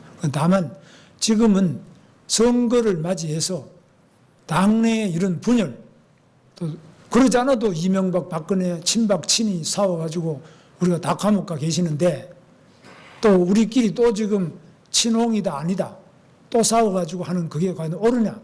제가 홍준표 대표하고 생각이 100% 같지는 않지만 저는 늘 사석에서 이야기합니다. 홍 대표님 이거는 정말 이렇게 하면 좋겠다고. 저 이야기 안 받아들일 때 많아요. 그렇다고 해서 그러면 내놓고 공개적으로 언론을 대놓고 당대표를 비판하고 그러면 거기에서 다시 행보를 다르게 하고 이런 것들이 또 지금 시점에서 우리 자유민주주의 진영의 단결을 위해서 옳으냐? 저는 아니라고 봅니다. 그래서 지금은 그야말로 대통합의 원만하고 통합적인 리더십을 발휘해야 되는데 그것은 꼭 홍준표 대표에게 모든 책임을 다 넘기는 것이 아니라 저 자신 또한 홍 대표 이상으로 책임이 많은 사람이에요. 여러 가지 면에서. 그래서 저는 깊은 책임감을 느끼고 있고 어떻게 하든지 우리는 대동단계를 해서 문재인 대통령의 이런 방식의 통일이 아니라 확고한 자유통일, 확고한 시장경제 자유기업, 자유언론, 지금 자유언론은 또 저는 위협받고 있다고 봅니다. 확실한 자유언론. 그리고 뭐 자유를 찾아서 이까지 온 탈북자를 북한에 돌려보낸다는 검토 자체가 이게 굉장한 문제가 있다고 저는 봅니다. 이렇게 되면 저는 목숨을 걸고 싸울 것입니다. 모든 걸 버리고. 그래서 대한민국, 자유대한민국에서 있을 수 없는 일이 일어나고 개헌 같은 것도 그렇잖아요.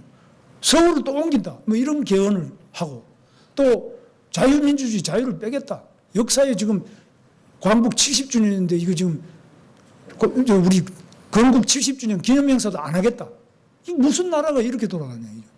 이래서 되겠습니까? 그래서 이런 건 당연히 제가 맞서서 싸워야 되는데 그러려면 힘이 있어야 되는데 뭐 홍준표하고 또 뭐 비판해서 또 갈라지고 뭐 서로 뭐 유승민하고 다 갈라지고 나면 누가 어떻게 싸울 수 있냐. 그래서 저는 지금이야말로 자유민주주의를 사랑하는 모든 국민들이 하나로 합쳐서 잘못 가려고 하는 우리나라를 제대로 똑바로 가서 어떻게 하든지 남북 대화를 하더라도 핵 폐기를 중심으로 해서 대화를 해야 된다. 뭐 평양 냉면이 중요한 것이 아니고 포용이 중요한 것이 아니라 핵 폐기가 중요한 것이다. 그리고 북한에 잡혀가 있는 우리 국민들을 송환하는 것. 뭐 이런 것들 중심으로 해서 나라의 중심을 잡으면서 남북관계를 개선해 나가야지.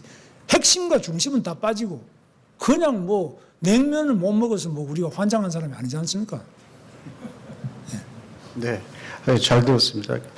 그 보수 진영 아까 후보께서는 자유민주주의 진영이라고 표현을 하셨는데 지금 진보하고 보수 진영의 이 격차들이 굉장히 좀 크고 특히 이제 말씀하셨듯이 이명박 박근혜 정부 이후에 그 격차가 더 커졌는데 그런데 그 격차를 그리고 그 이길 방법으로 후보께서는 자유민주주의 진영의 대통합 뭐 이런 걸 말씀하셨어요. 그런데 문재인 정부나 지금 진보 진영에서는 지금 이 상황이라면 이런 정치구도 상황이라면 앞으로 진보 진영 또는 문재인 정부가 정권을 10년 내지 20년도 더 연장해서 갈 수 있다. 사실 지금 같은 지지율이나 판도로 보면 그것도 불가능하지 않을 걸로 보는데 어떻게 생각하십니까?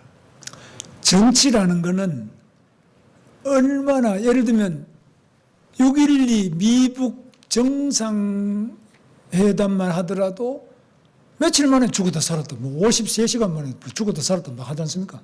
정치는 그런 것이다.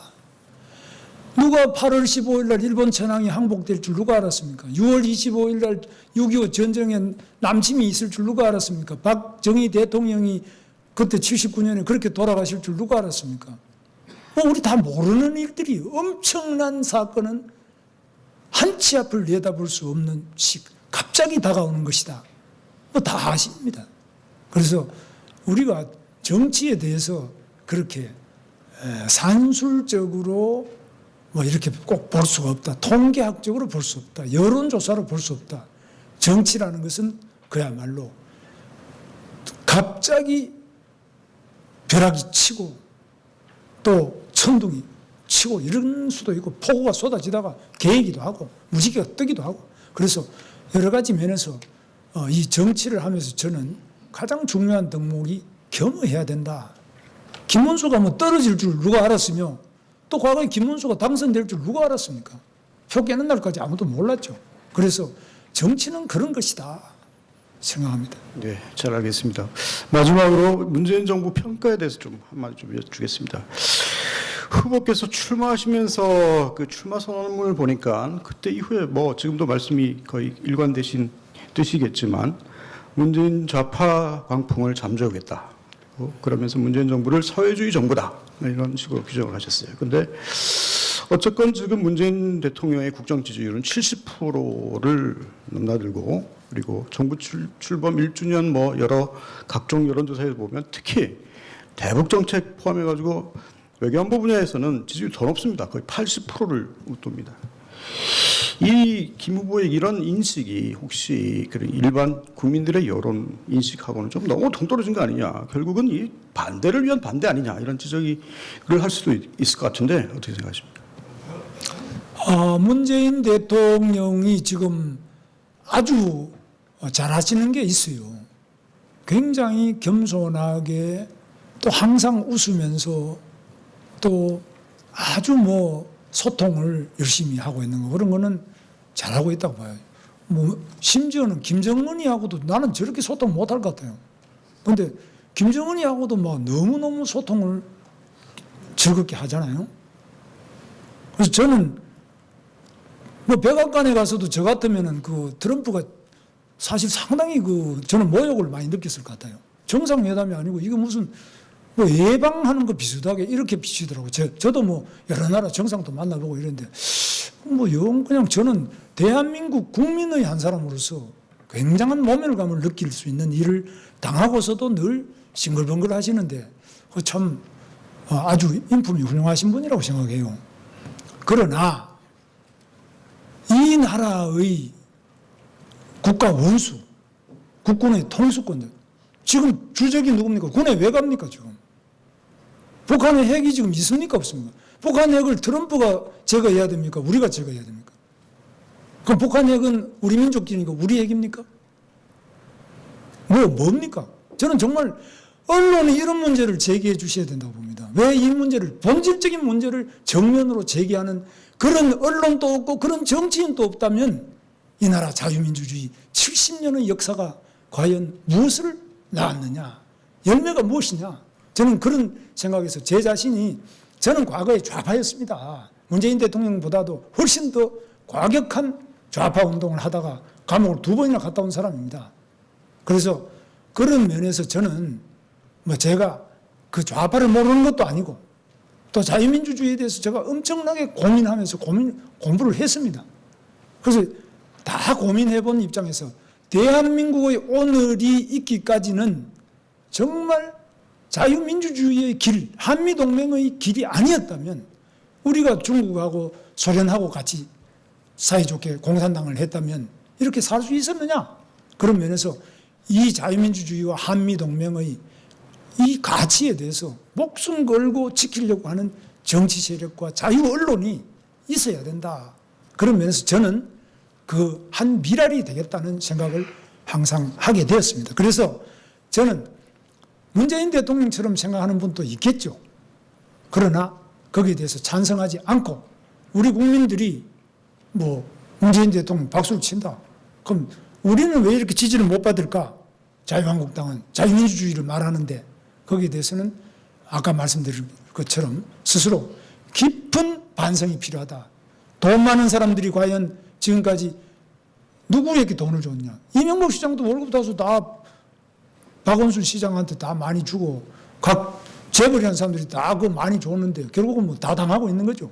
그래서 정말 누구를 도와주고 누구를 어떻게 했냐 이런 점에서 정면적이고 근본적인 반성과 재고가 필요하다 이러면서 우리들 자신이 자유한국당과 자유민주주의 세력이 반성해야 될 점이 가장 많다 그렇게 생각합니다.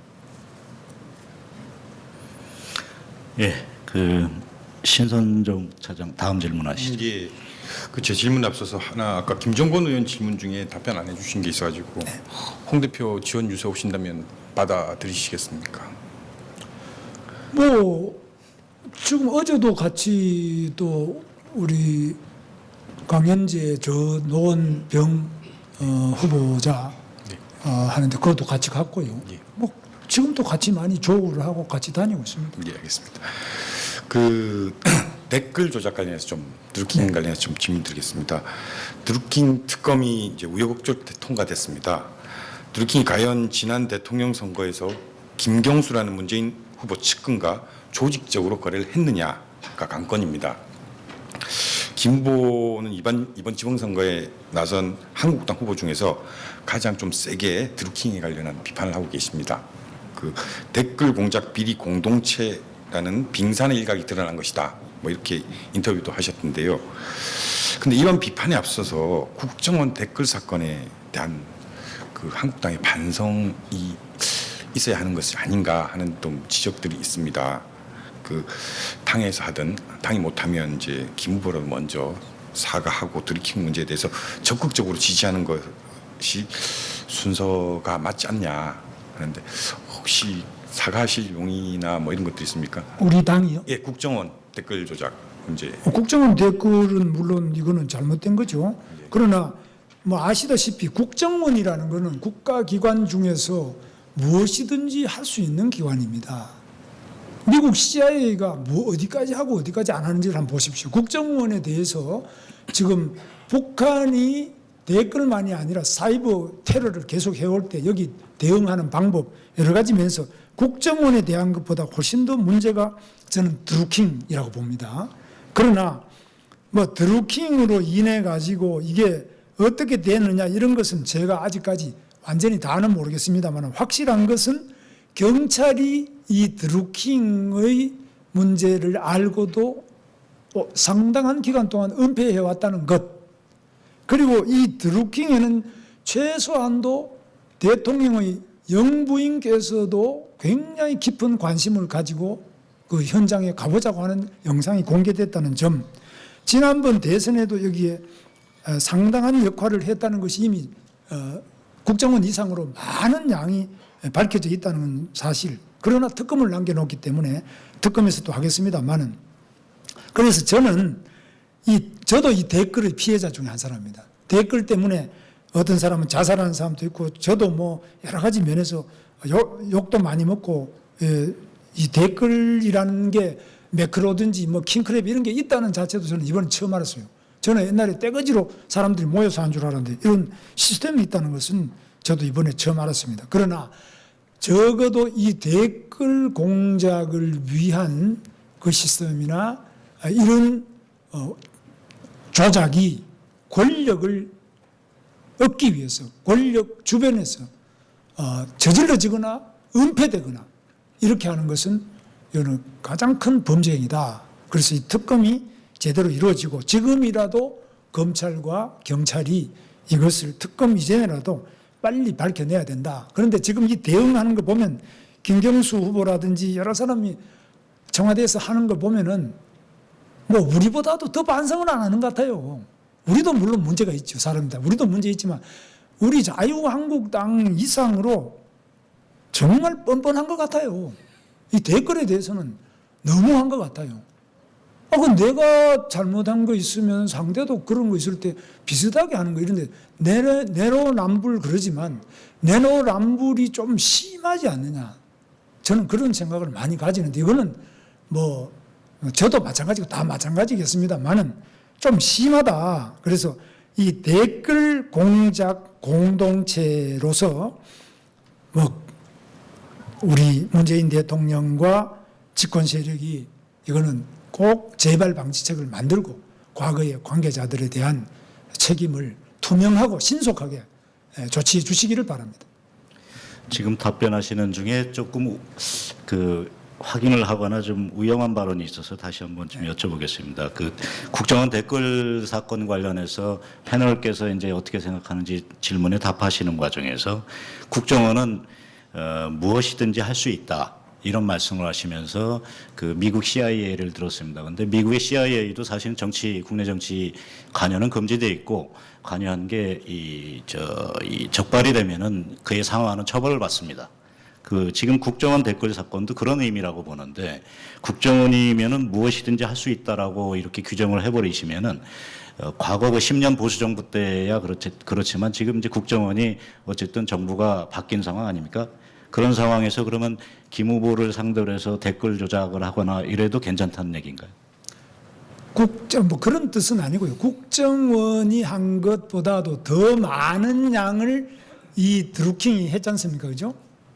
문재인 대통령 대선 과정에 국정원보다 더 많은 댓글이 달리고 댓글 조작이 이루어진 게 사실이지 않습니까? 그래서 그거에 대해서 물으시니까 이 드루킹은 그보다도 더 많은 그런 사건이 있었다. 그런데 국정원은 또 업무상으로 여러 가지 그 아마 앞으로 재판 과정을 좀 지켜볼 필요가 있을 겁니다. 지금 그러면 국정원 댓글 조작 사건 관련해서는 김 후보께서는 좀 문제가 없다고 아직 생각하시는 거예요? 문제가 없다는 것이 아닙니다. 저는 문제가 없다는 말씀 드린 게 아니고 국정원이 한 것, 국가의 비밀 공작하고 대북 공작을 책임진 데가 한 것하고 대통령 선거 때 한 지금 당선된 대통령 주변에서 그걸 한 거하고는 전혀 차원이 다른 문제죠. 선거 운동으로 한 거하고 국정원이 자기 나라의 사이버 공간을 지키기 위한 것을 한 것하고 이건 다르다 해서. 그래서 그 부분에 대해서는 재판도 지금 아직 진행되고 있고 특검이 남았기 때문에 봐야 되는데 제가 뭐 국정원이 뭐 전혀 문제가 없다 이런 이야기가 아닙니다. 이 부분과 관련해서는 이제 국정원이라는 국가기관이 어떤 국내 정치와 관련해서 댓글을 달고 이런 데 대한 문제의식이 더 큰 의견도 있다는 거는 알고 계시죠? 그러나 국정원이라는 그 조직의 특수성에서 그 부분이 과연 지금처럼 이렇게 진행되는 방식이 옳으냐 하는 것은 저는 많은 문제를 느끼고 있습니다. 그래서 유죄 부분에 대해서는 처벌이 돼야 되지만 지금 국정원 원장을 3명 구속시키고 4명 했다고 하나는 적부심은 나왔잖아요. 이래가지고 과연 국정원이 되겠습니까? 제가 알기로는 지금 국정원이 가동이 안 되는 걸로 알고 있습니다. 자, 다음 신선정 차장 예, 예. 질문 도와주시죠. 그 못다한 정책 질문 좀 더 드리겠습니다. 그 공약으로 가정 파견 보육교사 제도 도입, 다양한 보육 공약 제시하셨더라고요. 또 어르신 정책에서 경로당 식사 도우미, 주치의 학대 지원, 60세 이상 대상 포짐 무료 접종, 그리고 또 장애인 정책으로 대학과 연계한 장애인 특수학교 설립 지원 등 소외받는 장애인에 대한 정책도 여러 개 내놓으셨습니다. 근데 이런 것들이 이제 딱 이야기를 해도 기존의 것과 좀 차별화되지 않는 게 아니냐 뭐 이런 생각이 좀 들고요. 그리고 이제 뭐 출산율 때문에 많은 고민들을 하고 있지 않습니까? 후보께서는 저 출산율을 정말 획기적으로 올릴 수 있는 이런 정책이나 생각을 좀 가지고 계신지, 그리고 어르신들한테 뭐 그 돈 주는 이런 정책들만 계속 나오고 있는데 그런 거에 일자리를 만들어서 좀 어르신들을 좀 즐겁게 할 수 있는 이런 정책들 없는지 또 여쭙고 싶습니다. 제가 이제 가지는 복지 정책의 가장 중요한 점은 딱 필요한 분에게 무한 돌봄을 하는 겁니다. 제 복지의 핵심은 필요한 분에게는 무제한적으로 지원해서 그 어려움에서 벗어날 수 있도록 끝까지 봐드려야 된다. 그런데 지금 복지는 칸막이가 많이 있습니다. 그리고 어떤 규격화된 한계 내에서만 도와드리게 되어 있습니다. 이것은 인간 중심, 소위 사람 중심의 복지가 아니고 제도 중심의 복지입니다. 이건 안 된다는 거예요. 제가 그래서 이것을 벗어나도록 해본 것이 바로 경기도에서 한 무한 돌봄입니다. 이 무한 돌봄의 핵심은 돈이 많이 들어갈 거 아니냐? 많이 들어갑니다. 그래서 민간과 관이 협력해서 하는 겁니다. 지금 서울시나 국가에서 하는 거는 전부 공무원을 더 뽑아서 그 공무원들이 동사무소 복지사로 가가지고 수십 년 평생을 해온 서울시내 복지관만 100개입니다. 이 100개의 복지관장부터 복지사들을 전부 다 지휘, 명령, 통제를 하는데 이거 안 맞습니다. 그럼 공무원 중에 복지직 공무원들이 꼭 복지학을 전공했냐? 뭐 인터넷으로 공부한 사람도 많아요. 그 뭐 복지에 대한 이해도 별로 없는데 뭐 갑자기 공무원이 돼서 완장차고 뭐 복지관, 복지사, 뭐 서울시내 엄청난 사람들 다 지휘하고 자기들이 모든 재원을 가지고 해나갈 때 이게 과연 제대로 되겠느냐? 저는 안 된다고 봅니다. 그래서 저는 제가 주장하는 건 민관이 협력해야 된다. 복지는 특히 돈만 가지고 안 되기 때문에 복지는 반드시 민간의 사랑, 내가 어떤 종교적 이유 때문에 사랑을 실천하는 것을 자기 생명처럼 중요하게 생각하는 사람이든 또는 높은 시민의식에 의해서 복지적 사랑을 실천하는 사람이든 이런 자원봉사자가 엄청 많습니다.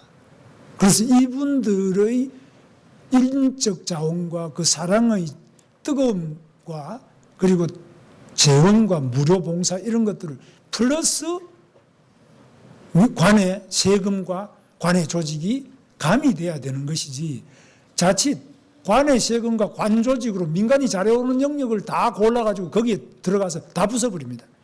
그래서 민간 영역을 자꾸 줄이는 식으로 가는 거는 지금 굉장히 우려해야 될 점이고요. 이건 돈도 감당 못하고 지속 가능하지도 않고 또 따뜻한 복지가 될 수 없어요. 공무원이 하는 게 뭐 따뜻한 거 봤습니까? 공무원은 차갑습니다. 회계 따집니다. 감사 따집니다. 자기 업무 따집니다. 영역 따집니다. 칸막이 따집니다. 그래서 이 무한복지, 민관협력 무한복지 중요하다. 그래서 제가 낸 복지는 다들 보면 가장 그 현장에 맞는 제가 체험을 통해서 나온 것만 많은 겁니다. 출산율 또한 마찬가지입니다. 지금 출산율을 높이는데 복지부 따로 하죠. 여성부 따로 하죠. 노동부 따로 하죠. 뭐 총리실 전부 따로따로 국밥인데 교육부 다 하는데 하나도 맞지도 않습니다. 중요한 거는 그 어머니입니다. 애 낳을 사람이 낳아야지 뭐 백날 복지부 교육부 뭐 다 달라붙는다고 됩니까? 애 어머니한테 물어보면 돼요. 왜 애 안 낳습니까? 왜 애 하나밖에 안 낳아요? 애 어머니가 원하는 대로 해주면 되는데 이 못해요. 왜? 공무원들 밥그릇이 있기 때문에. 복지부는 이건 내 밥그릇이야. 노동부는 이거는 우리 밥그릇이야. 교육부는 우리 또 출산 왜 안 됩니까?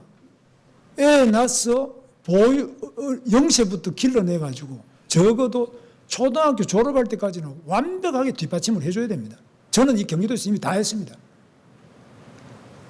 야간에 출근하는 엄마들, 지금 병원에 근무하시는 분, 경찰 엄마, 소방관 엄마, 그리고 뭐 반도체 공장은 다 상교됩니다. 수십만이 야간에 출근하는 엄마가 있습니다. 이 밤에 그럼 애를 어디 맡겨요? 저는 이 밤에 일하러 가면서도 애들 맡길 수 있는 24시간 365일 어린이집을 만들어냈습니다. 돈이 많이 들어가요. 돈을 집중적으로 집어넣었어요. 그래서 선생님부터 야간에 남해를 내가 야간에 봐야 되느냐? 그러나 돈을 많이 주면 가능합니다. 그래서 필요한 곳에 돈을 써야 되는데 지금 하는 것은 복지 제도를 위한 복지지 정말 그 수요자, 그 엄마, 아기, 장애인, 노인 이런 분들을 중심으로 한 복지를 전면적으로 재편하는데 그 방식이 바로 민관이 협력하고 거기에 맞춤형 무한복지로 가야 된다. 이게 제 복지의 핵심이고요. 나머지 뭐 여러 가지 그 분야가 있는데요. 저는 그런 부분에 대해서 어디 가면은 제가 워낙 어렵게 살아봐서 어디 가면은 어디에 무엇이 필요할까 하는 것에 대한 감이 있고 그분들한테 물어봅니다. 물어보고 필요한 것을 도와줍니다. 내 제도가 있으니까 제도를 설명해서 신청하시고 이렇게 하면 안 됩니다. 그래서 복지는 오랜 복지 경험이 있는 전문가들이 구석구석 골목마다 서울 시내도 골목마다 다 촘촘히 박혀 있습니다. 우리 사회가 굉장히 성숙되어 있습니다. 공무원이 이제 바로 인터넷으로 사회복지 공부 좀 하고 갓 공무원 돼서 동사무소 온 사람들이 좌지우지 돈을 쥐고 행정명령 서류를 가지고 끌어가는 그 복지는 따뜻하지 않습니다. 감당 못합니다. 복지인들에게 맞춤이 아니기 때문에 그거 가지고는 복지가 안 됩니다. 자, 이제 3분밖에 안 남았습니다. 그래서 이 질문에는 좀 간단하게 답변을 해주시고 그래야 마무리 발언을 하실 수 있을 것 같습니다. 그래서 아까 저 보수개혁 방안에 대해서 김정근 의원이 질문을 드렸는데 거기에 답변이 다 안 된 것 같아서 여쭤보는데 지금 보수 논객들도 보수의 위기를 얘기하고 있습니다. 그러면서 세 가지를 꼽습니다. 첫째는 비전의 부재. 지금 이 보수 정치가 그 미래 이 젊은이들한테 보여줄 비전이 지금 명확히 제시되는 게 없다. 그리고 두 번째는 정책의 부재.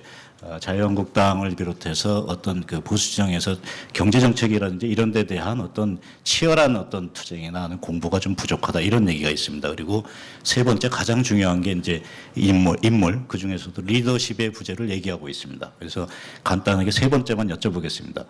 김 후보께서는 자유한국당이 지방선거 이후에 결과에 상관없이 리더십을 새로 세울 필요가 있다고 생각하시는지, 그러면 그 리더십은 어떤 모습이 돼야 되는지 생각하시는 게 있으면 좀 간단히 답해 주십시오. 자유한국당은 거듭 태어나야 됩니다. 대한민국의 자유민주주의자들은 다시 심기일전해야 된다고 생각합니다. 첫 번째가 저는 젊은이들이 우리 편에 안 옵니다. 이거 굉장히 심각한 문제입니다. 젊은이들이 없는 그런 정치 세력은 미래가 없죠. 그래서 저는 비상대책위원으로 제가 할 때 우리 당헌을 개정할 때 대학생위원회를 만들자. 그래서 만들었습니다. 그런데 지금 어렵죠. 어려우면 자기 집에 자식들이라도 데리고 와서 젊은 대학생부터라도 시작해야 된다. 그것이 가장 중요한 우리 자유민주주의 진영의 문제다. 두 번째로 아까 말씀대로 비전 정책 뭐 이런 게 없습니다. 소위 말하면 기본 바이블이 없습니다. 뭐 그냥 하고 싶은 대로 선거 때 되면은 사람들 어디 뭐 변호사 몇 명 뽑고 언론인 몇 명 뭐 이렇게 뽑아다가 그 지역 유지 몇 명 뽑아다가 후보 내세우는데 이거 안 됩니다. 확실한 비전 정책 자기 프로그램을 가지고 그걸 훈련해서 길러내는 학교가 있어야 됩니다. 그런 정치인을 기르는 학교. 그리고 그 인재가 하루 이틀 만에 안 크겠죠. 밑에서부터 쭉 훈련을 시켜서 오는 과정이 필요한데 시작이 대학교, 저 늦어도 대학교 때부터 시작해서 30대쯤 올라오면은 상당한 수준의 인재를 길러낼 수 있습니다. 그리고 지금 우리는 뚜렷한 지도자가 없습니다. 뭐 저를 비롯해서 누구도 이야기해봤자 별 감동이 없습니다. 이 지도자는 감동을 줘야 되는 말로 하는 것이 아니라 보면 벌써 믿고 따라갈 수 있는 신뢰와 감동을 줄 수 있는 지도자가 없습니다. 그래서 이 부분에서는 심각한 문제가 있다. 그러나 지금 없다고 해서 어떻게 하십니까? 없으면 없는 대로 우리 모두 다가 힘을 합쳐가지고 저를 비롯해서 살신성인의 자세로 아무런 그런 다른 사심 없이 우리 나라를 위해서 이 자유민주주의를 위해서 희생하는 행보를 시작해야 된다고 봅니다. 국회 방송 중계 시간 당초 예정된 시간이 다 됐습니다. 혹시 마무리 발언을 준비하셨어요? 하여튼 저는 좌파도 해봤고 지금 자유민주주의자로서 또 해봤습니다. 정치도 해봤고 행정도 해봤습니다. 저는 노조도 해봤고 시민운동도 해봤고 제도권에서도 해보고 있습니다. 제가 이 위기에 처한 대한민국, 서울 그리고 우리 정치를 한번 구해보겠습니다. 절망하는 민심, 민생을 제가 한번 살려보겠습니다. 기회를 주십시오. 감사합니다. 자, 이것으로 관훈클럽 초청 토론회를 모두 마치겠습니다. 장시간 동안 답변해 주신 김 후보께 감사드리고요. 참석해 주신 내빈 여러분 감사드립니다. 지금부터 김문수 서울시장 후보에게 기념패를 전달하겠습니다.